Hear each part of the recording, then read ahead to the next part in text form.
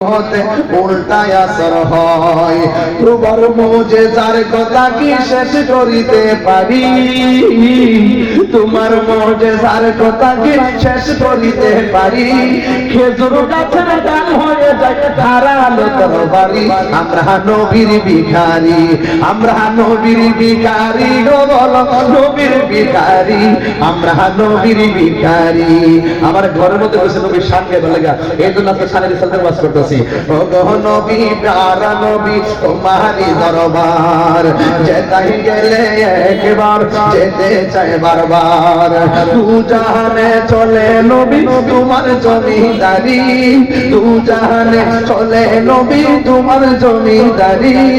আল্লাহ সব কিছুর মালিক তুমি বন্টনকারী। আমরা নবীর ভিখারি, আমরা নবীর ভিখারি। জোরে জোরে গে আল্লাহু আকবার বলা যাবে না।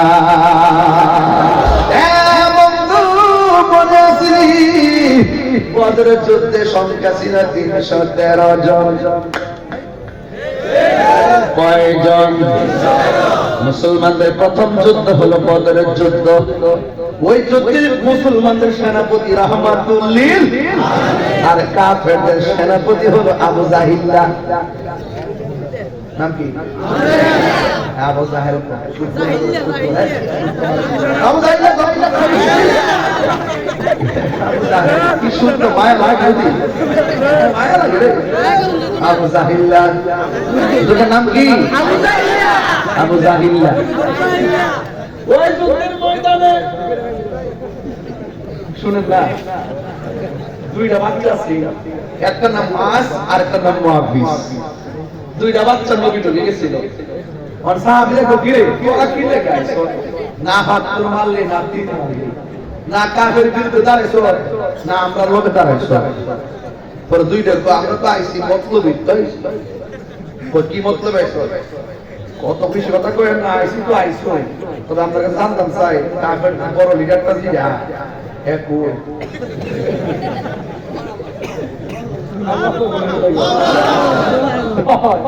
বড়টা জিটা বড়টা কই এরা লিডারটা কই? লিডারটা ওই গুলোর সুদার দিছে পার্টিকে জানিয়ে দায়িত্ব শেষ, আমরা কাম করি। এবারে দুই ভাই পরামর্শ করছে, কই তুই যাই ঘোড়ার আড়োটার মধ্যে খুব দিবি, বাকি কাম না আমি করব।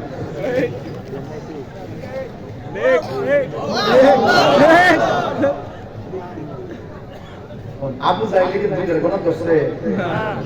আমরা বাচ্চাদের হাতে এমন মতো লাঠি থাকতে পারে, আমরা কি মনে করব যে বাচ্চা আমরা বাড়ি মারবো? এরা এমনি করতে করতে এমনি যাই আস্তে আস্তে গেছে। আবু জাহিল তো ঘোড়ার উপর উঠে যাচ্ছে, ওই ওই আর শুরুটা নিচে তো যায় দিছে আর ওরা দিছিনি। আবু জাহিল বলল এই মাত্র বসে কেডা রে, আর বাকি কামটা শুরুটা সুযোগটা পাইছে মারা দেই। এমন একটা কাটাত মারছে আবু জাহিল এই ছোট্ট বাচ্চার হাত দিয়ে শেষ। আল্লাহ আকবার বলনা কি লাগা? আর সুবহান আল্লাহু আকবার। এই পরিষ্কার ভাষায় বলতে চাই,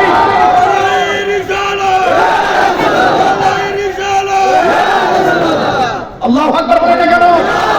আমি মুরাদনগরের জমিনে পরিষ্কার ভাষায় বলতে চাই যে যখন ফেরাউন যখন নাফরমানি করলো, তাকে মারার জন্য নীল নদের পানির ব্যবস্থা করলো, যখন নমরুদ নাফরমানি করলো, লেঙ্গা বসা রাখতে ঢুকাইয়া মগজ কামড়াইয়া কামড়াইয়া তাকে দুনিয়া থেকে বিদায় হলো।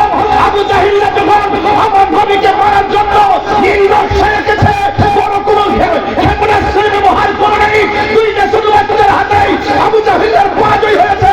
আমি বলতে চাই যুগে যুগে যারা নাফরমানি করবে তাদেরকে ধ্বংস করার জন্য বড় কোনো কামান লাগে না, শুধু কামানই যথেষ্ট। কথা বলেন ঠিক আছে?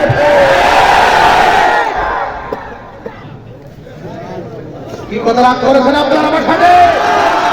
খবরদার, খবরদার, দুনিয়া বাহাদুরি জায়গা না। যত নরম হয়ে থাকবেন সম্মান বাড়বে। কথা বলেন না কেন? লা তামশি ফিল আরদি মারাহা, জমিনে অহংকার করে চলে যাবে না।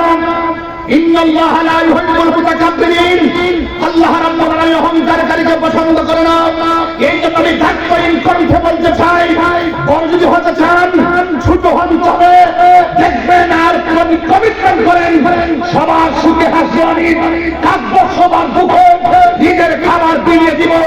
অনাহারের মুখে আপনি যখন এতিমের মাথায় হাত বুলাইয়া দিবেন, আল্লাহ পাক আপনার মাথার উপরে রহমতের ছামিয়ানা বিছাই দিবে। দয়ার মালিককে, দয়ার মালিককে। এই দয়া এখনো আছে না নাই? না থাকলে ভূমিকম্প 10 পারলের 10 চোখের পরে কিন্তু লাগা দিয়ে সব শেষ। আমরা এত কিছু করি, বলেন বলেন দয়ার মালিক কারা?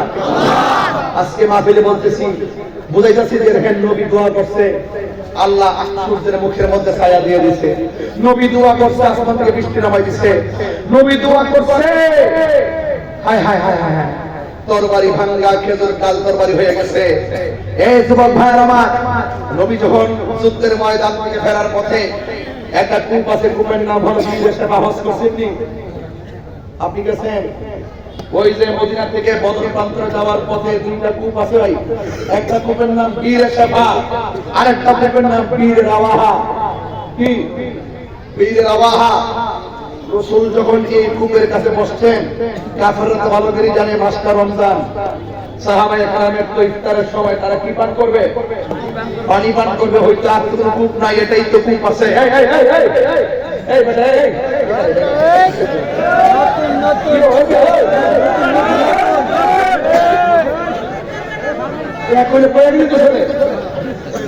একটা সুতালে একটা আড়ালে সুন্দর শিকারি আসবে না, এই জন্য এখন দেবো একটা বের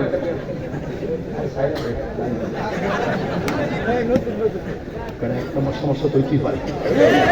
আমার আইন তো বজায় রাখতে কতক্ষণ ঠিক ব্যাখ্যা দিয়া যায়, ব্যাখ্যা দিয়া যায়, আঙুল দেখা যায় একটা দিলে বেড়া করছে তাহলে একটা খেলে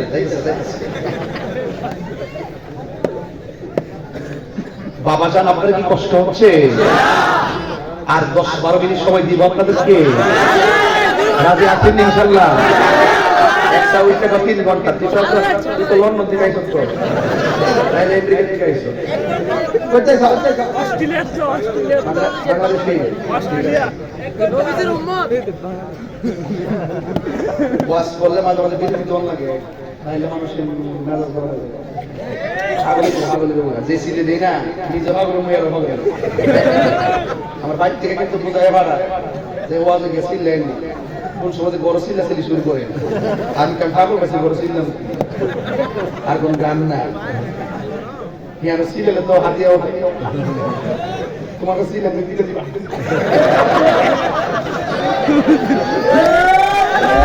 শুনছে না? শুনেছে? মাশাআল্লাহ। আর বাবা রাগ করি না আমার সাথে, আমি মনের মাঝে মিশে কথা বলি। পরের কথা মাঝে মাঝে বাইরে বলে নাই, আপনারা বুঝাতে লাগে একটু বুঝাতে লাগে আর কি। আমি হাসলে মাঠ হাসে, আমি কাঁদলে মাঠ কাঁদে, আমি হুঙ্কার দিলে মানুষ জাগ্রত হয়।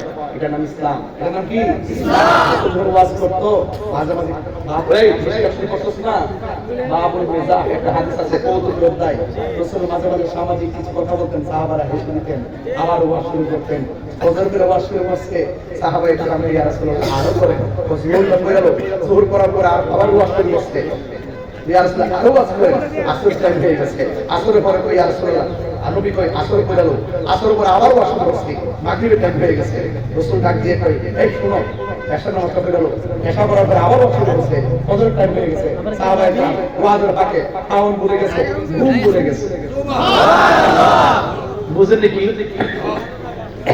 সব ভুলে গেছে, কারণ আল্লাহর হাবিব কিয়ামত পর্যন্ত কি হবে না কি না হবে সব ওয়াজ তিনি করেছেন। যাদের নসিব ভালো মনে রেখেছেন, যারা মনে রাখতে পারেন পারেন। কথা বলেন ঠিক কি না? আমি বলছিলাম কই গেছিলাম মহস্তলে, দূর মাশাআল্লাহ শুনি মা বাসে জায়গায় দেখলে তারা চিনা যায়। এত ধরে নিয়েছি গেছে, কূপের মধ্যে গেছিল কূপ। এরপরে ওই সময় তো কূপের পানি, ইয়া রাসূলুল্লাহ পানি পান করতাম, আজকে তো বোতলের পানি, আহা কত সুন্দর খায়। কিন্তু রাসূল বলতেছেন ওই যে কূপ আছে, কূপের ভিতর থেকে তোমরা পানি পান করো। সাহাবায়ে কেরাম কূপের ভিতরে এইভাবে ফালাইয়া, বালতি ফালাইয়া, টিয়া ফালাইয়া, সব ফালাইয়া যখন কূপ উঠালেন, সব ফলায়া তখন পানি উঠালেন, উঠাইয়া সাহাবায়ে কেরাম মুখের মধ্যে পানি দিলেন। দেওয়ার পরে বলতেছেন, ইয়া রাসূলুল্লাহ, পানিটা অনেক লবণাক্ত লাগতেছে, মানে সুস্বাদু লাগে না, একদম গন্ধ গন্ধ লাগতেছে। এক রিওয়ায়াতে আসছে আপনারা জানতো রাসূল এখানে বসবেন, পানি পান করবেন, এই জন্য এটার সাথে বিষ মিশে আছে, যেন সাহাবাদের ক্ষতি হয়, এমন চালাকি করে, বুঝেন না গুপ্তচরগুলো। এবার আল্লাহ হাবিব যখন বলল, ইয়া রাসূলুল্লাহ, আমরা তো পান করতে পারতেছি না, পানিটা দুর্গন্ধ, আল্লাহর হাবিবের কাছে তোমরা দাঁড়াও, আমি আসতেছি। রাসূল কূপের মুখে যায়া থুতু মুবারক দিলেন। সুবহানাল্লাহ, তিনবার করে সুবহানাল্লাহ। কি দিলেন? থুতু মুবারক দিলেন, ঠিক আছে তো? এবার রাসূল বললেন, ও সাহাবীরা, এবার তোমরা খাও। সাহাবায়ে কেরাম খাইলেন, খাইয়ে দিলেন, আনন্দ করলেন। সাহাবায়ে কেরাম কয়, সাহাবায়ে কেরাম সাহাবায়ে কেরাম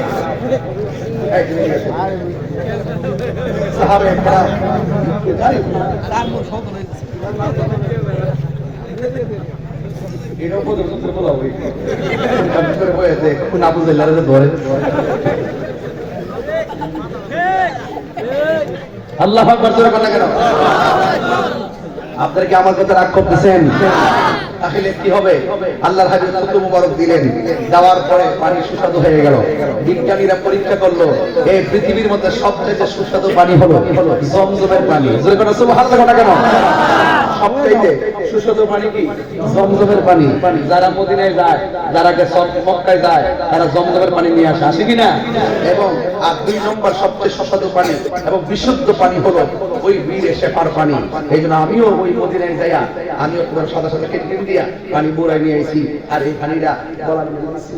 তবে একটা জায়গা যাওয়ার পরে আমি একটা ফল পাইছি বাজার, এরপর থেকে আমার গলা এখনো পর্যন্ত ভুলে নাই, এবং কোনোদিন 3-4টা মাঠে করছি।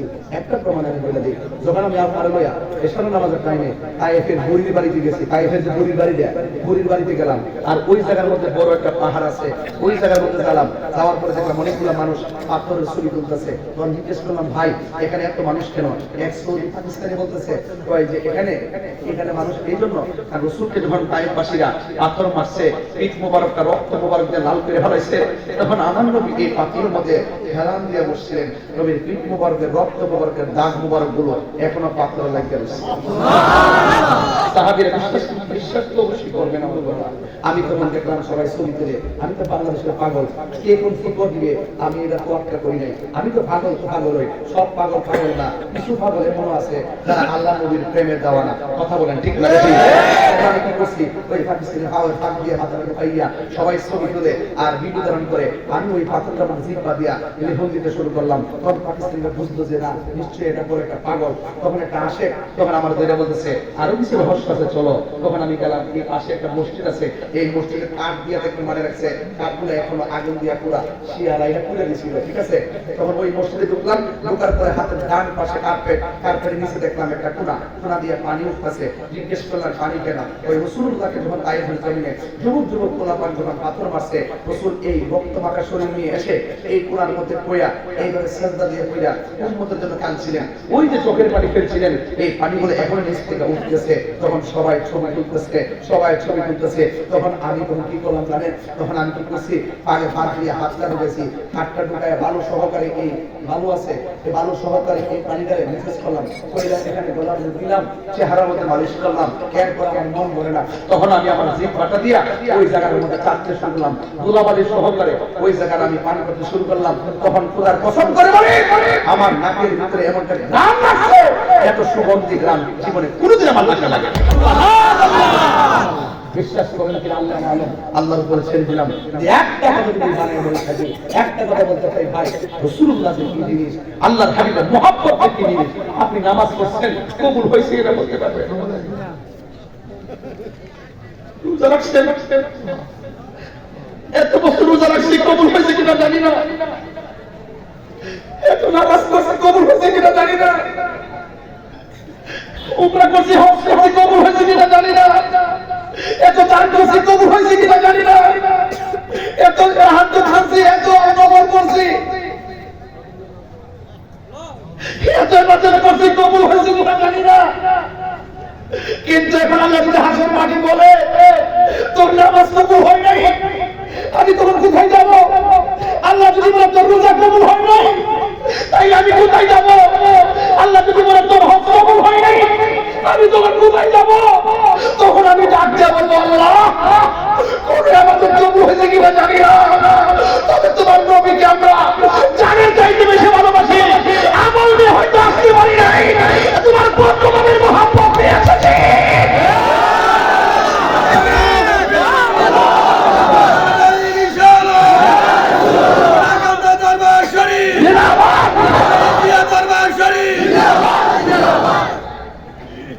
আর কিছু আমাদের নাই। এদের বলছি রসুল ভিন্ন জিনিস। আগে মোহাম্মদ, তারপরে ইবাদত। আগে মোহাম্মদ, তারপরে ইবাদত। আর আমরা ইবাদতের মাহাতুই তো নাই। রাসূলুল্লাহকে জিজ্ঞাসা করছি, ইয়া রাসূলুল্লাহ মাতা সাআহ, কখন কিয়ামত হবে? রাসূল বলল, কিয়ামতের জন্য তুমি কি রেডি করছো? ওই সাহাবী কি, ইয়া রাসূলুল্লাহ কিয়ামতের জন্য আমার নামাজের বাহাদুরি নাই, রোজার বাহাদুরি নাই, কিন্তু আমি আপনাকে এবং আমার আল্লাহকে জান্নাত চাইতে বেশি ভালোবাসি। রাসূল বললেন, আনতা মা মানা হাবাতা, তুমি যাকে ভালোবেসেছো তার সঙ্গে তোমার জান্নাত হবে। রাগ করবেন না কারোর সঙ্গে। নবী ছাড়া কোনো উপায় নাই। কবর যাওয়ার পরে নবী ছাড়া উপায় নাই। হাসর মাঠে উঠবেন নবী ছাড়া কোনো উপায় নাই। রাসূল বলেন, হুফাতান উরাতান, হাদিসের ভাষা বলছি, বাংলা বলছি না, হাদিসের ভাষা বলছি। রাসূল বলেন, হুফাতান উরাতান, হাসর মাঠে ল্যাংটা অবস্থায় উঠবে, ল্যাংটা ল্যাংটা উলঙ্গ অবস্থায় উঠবে। একটা নারী পুরুষের গায়ের মধ্যে কাপড় থাকবে না। হুফাতান উরাতান, দ্যাট মিন্স হলো পায়ের মধ্যে জুতাও থাকবে না। কাকুসাতিন নাতি, এর অর্থ হলো ওই মাঠে কোনো উদ্ভিদ থাকবে না, কোনো গাছ থাকবে না, কোনো পাখি থাকবে না, ছায়া দিবে না। ওই মাঠে আপনি উলঙ্গ অবস্থায় উঠবেন। আয়েশা সিদ্দিকা বলছেন, ইয়া রাসূলুল্লাহ একজন আরেকজনকে দেখবে কেমন মাঠ? রাসূল বলেন, আয়েশা ও আয়েশা, একটা সেকেন্ডের জন্য তাকাবে, সময় পাবে না। মাথার উপরে থাকবে সূর্য, গাঁথা থাকবে পাকা, চোখের উপরে থাকবে সূর্য, উপরে খুলিটা উল্টে যাবে, মাথার মগজগুলো ছিটে ছিটে পাতের মারের মতো পড়বে। সন্তানের খবর মা নিবে না, মার খবর সন্তান নিবে না। অনেক কঠিন একটা মাঠ মেরে আয়েশা একজন আরেকজনের দিকে তাকাবার সুযোগ পাবে না। রাসূল বলেন, সেই কঠিন ময়দানে কিছু কিছু মানুষের মুখ আল্লাহ বানাই দিব তামা দিয়া। ওই তামার মধ্যে নিজের চেহারা, এই যে দেখেন আমার চুলের গুড়া, এই চুলের গুড়া থেকে এইভাবে চামড়া টানবে, নিজের চামড়া নিচে টানবে, এইভাবে টানবে, গালের গোশতগুলো টান দিয়ে ছিঁড়বে, ছিঁড়া নিচে নিচে খাইবে। রাসূল জিজ্ঞাসা করবে, আল্লাহ ওরা কে যারা নিজের গায়ের চামড়া, নিজের গালের চামড়া নিচে খাচ্ছে, তারা কারা? আল্লাহ বলেন, বন্ধু এরা হলো দুনিয়ার গীবতকারী দল। নাউযুবিল্লাহ। আপনি হাসতে হাসতে গীবত করতেছেন, আপনি দোকানে বসে বসে গীবত করতেছেন, আপনি জানেন এর শাস্তি কত। বাইরের গোশত খাওয়ার মতো কি মনে করেন আপনি? এই মনে করছেন যে আমি গীবত করে ফেললাম, টাকা লাগলো না, পয়সা লাগলো না, আমি গীবত চালাই দিলাম, আমি মনে জিতে গেলাম। না, হাসর মারতে এত সহজ জিনিস না। আপনাকে প্রত্যেকটা জন্য সার্বসারা পরিমাণ হিসাব দিতে হবে। ওই কঠিন মুসিবতের ভিতরে এক শ্রেণী মানুষ দেখবেন, এই মানুষগুলোর গায়ের ভিতরে আল্লাহ পাক আগুনের শিকল দিয়া গায়ের মধ্যে পরাইয়া দিবে। জিজ্ঞাসা করা হবে, আল্লাহ এরা কারা? এরা হলো তারা যারা দুনিয়ার মা বাপের মনে কষ্ট। সুন্নি প্রবাদদেরকে বলছি, আমি তাহিরিকে তুই এক সেকেন্ডের ভালোবেসে থাকো, সুনাকান্দা দরবারের মহান মুর্শিদ কিন্তু এক সেকেন্ডের ভালোবেসে থাকো। আমরা দুই দরবার, দুই আমাদের আত্মার সম্পর্ক, রূহানি সম্পর্ক, এটি ঈমানি জায়গা থেকে একটা মেসেজ দিয়ে দেব, আল্লাহর কসম করে জীবনে কোনো মা বাপের কষ্ট দিতে পারবো না। মা বাপের কষ্ট দিয়ে শুধুমাত্র দরবারে নয়, মদিনার দরবারে গেল কাজ হবে না। রাসূল বলছেন, মা বাপকে কষ্ট দিলে আল্লাহ কষ্ট পায়, মা বাপকে দুঃখ দিলে আল্লাহ অসন্তুষ্টি হয়ে যায়। এই জন্য মা বাপকে কান্দায়া আমার সামনে বসে শুনবেন। রিজারেকশন লাইফ দ্যাট মিন্স হাসরের ময়দান, সেদিন আপনাকে যাররা যাররা পরিমাণ হিসাব দিতে হবে। মা বাবার মনে কষ্ট দিলে দুনিয়াতে ভুগবেন, আখিরাতে ভুগবেন। রাসূল বলছেন, আমার কথা তোমরা মানো, আল্লাহকে পেতে চাও ফাত্তাবিউনি, আমাকে অনুসরণ করো।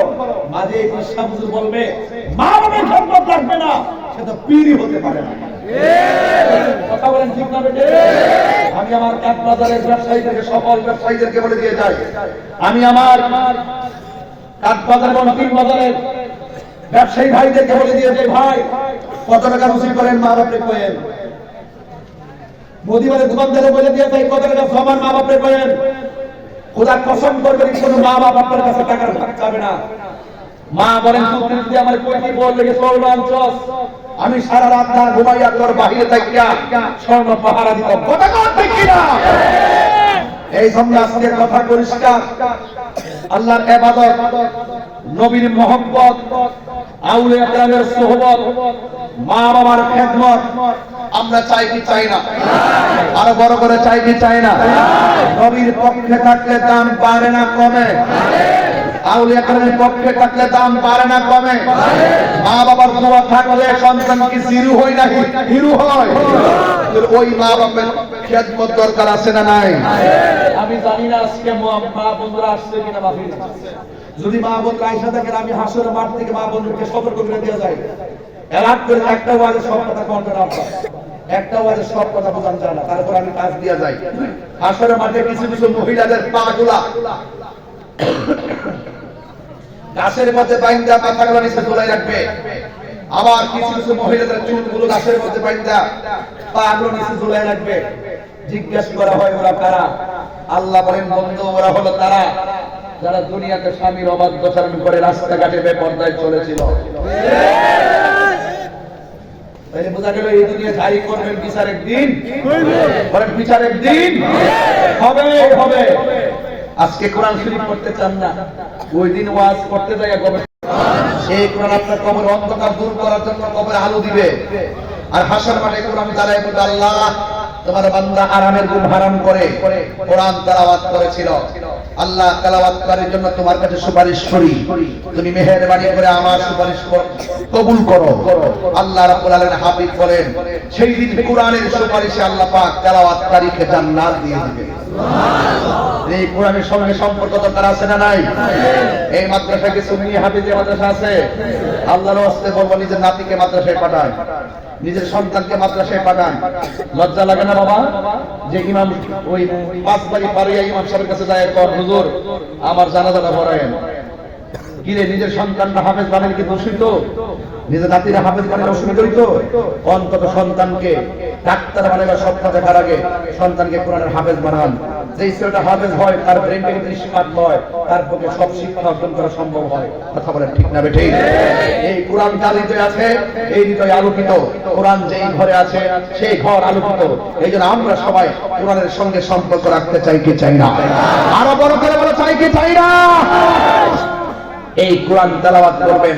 আরেকটা কথা বলতে হয়, না বললে আমার হক আদায় হবে না। হাসরের ময়দান বড় কঠিন, ওই কঠিন মুসিবতের সময় ছোট ছোট বাচ্চা আছে না নাই? কথা আছে না নাই? ছোট ছোট বাচ্চাকে আল্লাহ বলেন, তোদের বিচার নাই, বেহেশতে যা। ছোট বাচ্চা ডাক দেখে, আল্লাহ আমার আম্মা কই? বল সুবহানাল্লাহ। এই ছোট বাচ্চা মারা গেলে আব্বা কাঁদেন না, ছোট নাতি মারা গেলে কাঁদেন না, ধৈর্য ধারণ করেন। এই বাচ্চাটা হাসরের মাঠে আপনার জন্য দাঁড়ায় যাবে। আল্লাহ রাব্বুল আলামিন বলেন, তোমরা জান্নাতে যাও। আমার ছোট বাচ্চাগুলো বলবে, আল্লাহ আমার বাবা কোথায়, মা কোথায়? আল্লাহ বলবেন, ও বান্দারা তোমার আম্মা দুজখে। এবার সন্তানরা দিয়ে বলবে, আল্লাহ বেহেশতে গেলে তো আর বের হবো না, একটা বারের মতন আমার আম্মারে দেখাইয়া দাও, আমার আব্বারে দেখাইয়া দাও। এবার আল্লাহ ডাক দিয়ে বলবে, রে মালিক কবর জাহান্নামের আগুন থেকে তার মাকে বের কর। মাকে বের করা হবে, গায়ের মধ্যে কোনো গোশত থাকবে না, হাড্ডি না, কামারের দোকানে লোহা যেমন গরম লাল হয়ে থাকে, ওই মায়ের হাড্ডি গুলা এমন ভাবে লাল হয়ে পড়তেছে। এবার কাউকে করতেছে, ছোট বাচ্চাগুলা ডাক দিয়া বলবেন, ও আল্লাহ, ও আল্লাহ, আমার মা আমার 10 মাস অবধি গর্ভে ধারণ করেছে, এই মা জাহান্নামের আগুনে জ্বলতেছে। ও আল্লাহ, মেহেরবানি করে আমার বড় মায়া লেগেছে। আল্লাহ গো, তুমি আমার সঙ্গে আমার মাকে জান্নাতের মধ্যে দিয়ে দাও। আল্লাহ ডাক দিয়ে বলবে, না না, তুমি তোমার যাওয়া যাও, তোমার মা জাহান্নামী। তখন আল্লাহ রাজি হয় নাই। তখন আমার আল্লাহর দরবারে বাচ্চাগুলো ডাক দিয়ে বলবে, আল্লাহ, তুমি যদি আমার মারে আমার সঙ্গে জান্নাতের মধ্যে না দাও, তাইলে মেহেরবানি করে আমার মায়ের সঙ্গে আমাদেরকে জাহান্নামে দিয়ে দাও। আল্লাহ বলে, মালিক রে, কয় কি এর চাইতে না কোটি কোন মায়া কইরা আমি আল্লাহ বান্দা বানাইছি। বান্দা হয়ে বান্দার জন্য কি করে দেখ। আল্লাহ ডাক দিয়া বলে, ও ফেরেশতা, দেখ দেখ বান্দা তার মায়ের জন্য কি করে। অথচ আমি আল্লাহ সব দয়ার সাগর, আমি আল্লাহ এর সাথে কোটি গুণ মায়া করে আমি আল্লাহ বানাইছি। ওই বাচ্চার মাটাকে তাসনিম নামক পানি দিয়া ধৌত করো, এমন ভাবে সাজাও গায়ের মধ্যে যেন জাহান্নামের কোনো চিহ্ন না থাকে। এবার সুন্দর করে তাসনিম নামক পানি দিয়ে ধৌত করলো। কোন ফায়া কোন সুন্দর চেহারা হয়ে গেল। ওই মুহূর্তে আমার আল্লাহ ডাক দিয়ে কয়, ও বান্দা, তোমার মারে তুমি লয়া জান্নাতে যাও। শিকল যেমনে একটার ভিতরে একটা ঢুকে, বাচ্চাগুলা এমন করে মায়ের আঙ্গুলটারে শিকল বানাইয়া আমার আল্লাহ রাব্বুল আলামিনের ওই যে পুলসিরাত আছে, ওই পুলসিরাত দিয়া নাইচা নাইচা মারে লইয়া জান্নাতে চলে যাবে। আল্লাহু আকবার। দয়ার মালিককে আর বড় করে বলে, দয়ার মালিককে। ওই দয়ার মালিক আমার রব। এই জন্য আমি বলছি, ও যুবক, মা বাপের চোখের পানি ফেলে কান্দে না। আজকে মার ওয়া সবাই করে, বাপের কথা কেউ কয় না। অথচ বাপটা জীবনটারে পানি করে ফেলাইছে, কোমর ব্যথা হয়ে গেছে। আগের মতো পাউটা কাউরি দিয়া বসতে পারে না। আগের মতো নামাজের মধ্যে আঙ্গুলগুলা বিছাইতে পারে না। আগের মতো রুকু দিতে পারে না। পিঠটা বড় ব্যথা করে, মাথাটা নোয়া রাখতে পারে না। বাপের কথা কেউ কয় না। ফুটফুট করতে করতে বাপের জীবন শেষ হয়ে গেছে। আজকে বাপটা পুরা হয়ে গেছে, টাকা পয়সা রুজি করে না, কিন্তু সন্তান অনেক টাকা ইনকাম করে, কিন্তু সন্তান মা বাবার খবর নেয় না। আমার যুবকরা, খবরদার খবরদার, নবীর যদি ভালোবাসতে চাও, নবীরে ভালোবাসলে মা বাপরে ভালোবাসবা। এই জন্য যুবক, ওই বাপের মনে কষ্ট দিও না। আমি তাহিরি ভাই তো হতে জানেন না, আমার আব্বা দুনিয়াতে নাই। প্রতিদিন বাড়িতে যাই, রুমটা খুলতাম, বাপের খাটটাতে বাপের মাথায় হাত বোলাইতাম। এখন আমার বাবা চলে যাওয়ার পর রুমের জায়গায় রুম আছে, খাটের জায়গায় খাট আছে, কিন্তু বাপটা চলে গেছে, 6 বছর হয়ে গেছে। কত জায়গায় কত মানুষ দেখলাম, বাপের মতো মানুষ দেখি। আমার বাবা কবরে চলে গেছে, আপনার বাবা অনেকে কবরে চলে গেছে। এই জন্য আমি প্রায় মাহফিলের মধ্যে বলি, বাবা গো বাবা, বাবা গো বাবা। আল্লাহ বাবা গো বাবা, বাবা গো বাবা। কত আদর কত স্নেহ তোমার কাছে পেলাম, সব কিছু হারিয়ে আজকে নিঃস্ব হয়ে গেলাম। কত আদর কত স্নেহ তোমার কাছে পেলাম, সব কিছু হারিয়ে আজকে নিঃস্ব হয়ে গেলাম। ভালোবাসি তোমায় বাবা, ওটাতে যাইছি রে, তোমার কথা হৃদয় মাঝে পড়ছে বারে বারে। আল্লাহু আকবার। কেন ভাই বাবা যারা কবরে দুয়ার দরকার আছে না নাই? আজকে বিশ্ববিদ্যালয়ের কাছে আমরা সবাই বাবা মায়ের জন্য দোয়া চেয়ে গেলাম। আপনারা জবান খুলে কোন দয়ার মালিক হলো একজন, জবান খুলে বলুন তিনি কে? কারা কারা মা বাবার পক্ষে আছেন হাত তুলে দেখুন। নারে তাকবীর, নারে রিসালাত, নারে গাউসিয়া, আহলুস সুন্নাত ওয়াল জামাত। হাত নামান। আজকে থেকে ওয়াদা, আরেকটা ওয়াদা করতে হবে আমার সাথে, যে ওয়াদা আমি সব বাপের নেই বাজার। একটা ওয়াদা হলো, আমরা যতদিন বাঁচবো নেশা করব না। বলে নেশা করব না। বাস বলেন বাবা ট্যাবলেট খাওয়ান যাইব? আমার যুবকদেরকে বলছি, বলেন বন্ধ নেশা, নেশা বন্ধ কর, নেশা বন্ধ, নেশা ইয়াবা ফেন্সি গাঞ্জা সুদ ঘুষ চুরি ডাকাতি মুনাফিকি গীবত এগুলো কি চলবে? এখন বলবেন চলবে। নামাজ চলবে, রোজা চলবে, হজ চলবে, যাকাত চলবে, মিলাদ চলবে, কিয়াম চলবে, দুরূদ চলবে, সালাম চলবে, কবর জিয়ারত চলবে, মাজার জিয়ারত চলবে। চলবে ইনশাআল্লাহ, চলবে ইনশাআল্লাহ। আমি যে কথাগুলো বলছি আজকে ফেলে দেওয়ার মতো একটা কথা বলছি। আমি প্রত্যেকটা কথা শুরু থেকে এই পর্যন্ত যা বলছি কিছু চেতনা নিয়ে বলছি, কিছু ঘটনা বলছি, আর কিছু সামাজিক বিষয় নিয়ে বলছি। খবর আমরা নেশা করব। আপনি বাপ হিসাবে আপনার দায়িত্ব কিন্তু শেষ না। আপনার সন্তান কটার সময় ঘুমায় খেয়াল রাখতে হবে। আপনার সন্তান কার সঙ্গে মিশে খেয়াল রাখতে হবে। আপনার সন্তান পড়ার সময় ঘরে ফিরে খেয়াল রাখতে হবে। আপনার সন্তানের সঙ্গে পরীক্ষার ফি রেজিস্ট্রেশন ফি দিলে চলবে না। আপনার সন্তান টাকা নিয়ে কি করে এটাও খেয়াল রাখতে হবে। কথা বলেন ঠিক না বেঠিক? কারা কারা আমার কথার সঙ্গে একমত হাত তোলেন? আবার বলছি নারে তাকবীর, নারে রিসালাত, আহলুস সুন্নাহ ওয়াল জামাত।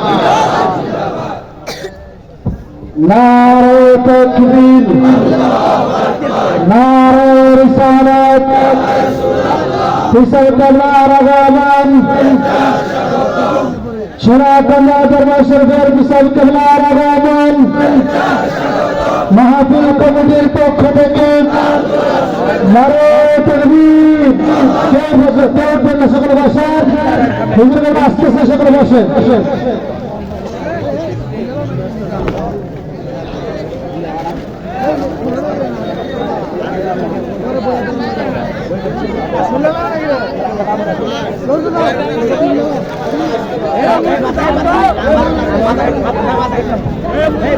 يا نبي